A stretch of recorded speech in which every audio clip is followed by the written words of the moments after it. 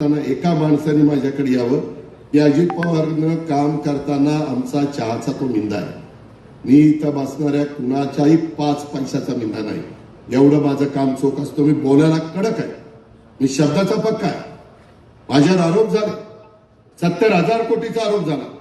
अरे म्हणलं ते 70,000 कोटीतले 100च कोटी मला दे, बाकी सगळे तू घेऊन जा. माझं 10 पिढ्या बसून खातील 100 कोटी. पण काय ते मला कुणी दाखवना कुठं पैसे तर काय पैसे. दाढी टाकल्या सगळं काही केलं. माझ्या नातेवाईकांच्यावर 22 ठिकाणी दाढी टाकल्या. एवढा मला त्याच्यामध्ये त्रास झाला पण मी सहन केला.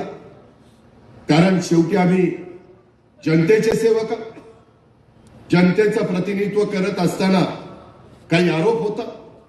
कधी त्याच्यामध्ये आमचं कौतुक केलं जातं, 17,000 कधी आमच्या घोषणा दिल्या जातात, कधी आम्हाला डोक्यावर घेतलं जातं, कधी चुका झाल्या तर आम्हाला नाकारलं जातं. चालवता आलं.